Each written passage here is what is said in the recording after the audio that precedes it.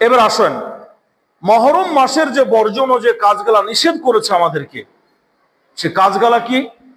আল্লাহর নবী সাল্লাল্লাহু আলাইহি সাল্লাম যেগুলা পছন্দ করেননি, আল্লাহ পছন্দ করেননি, আল্লাহ নিষেধ করেছেন, যেন আমার উম্মত যেন সেই কাজগুলি যেন না করে। আজকে আমাদের এই মহরম মাস আসলে আমরা বেশিরভাগ আমরা দেখি যা নবী করিম সাল্লাল্লাহু আলাইহি ওয়াসাল্লাম কোন সাহাবা থেকে করেনি, সেগুলা এই উম্মত এখন বর্তমান করছে।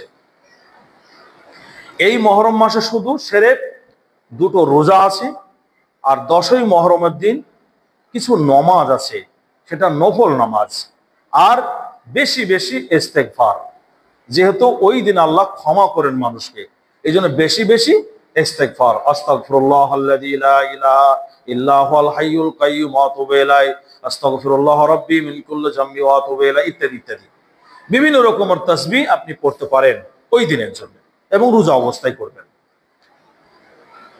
যা হোক, এটাই করতে বলা হয়েছে। বাকি যেগুলা আমরা করি, এই যে লাঠি খেলা, তাজিয়া করা, বিভিন্ন রকমের উৎসব করা, মাতব করা, বুকে হাত দিয়ে, ছুরি দিয়ে, চাকু দিয়ে, অস্ত্র দিয়ে বাড়ি মারা, এই যে বিভিন্ন রকমের আমরা রক্ত ঝরি, এগুলা বিলকুল শরীয়তের বিধানে হারাম।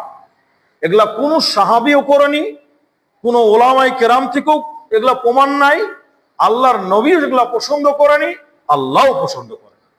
করতে হবে। আল্লাহ রাব্বুল আলামিন আপনাকে এবং আমাকে, প্রত্যেকটাই জাতিকে আল্লাহ পাক কোরআন এবং হাদিস সুন্নাহ মোতাবেক চলার তৌফিক দান করুক। সকলকে আল্লাহ পাক আমল করার তৌফিক দান করুক। সকল বলে আল্লাহুম্মা আমিন। ওয়া আখিরু দাওয়ানা আলহামদুলিল্লাহি রাব্বিল আলামিন।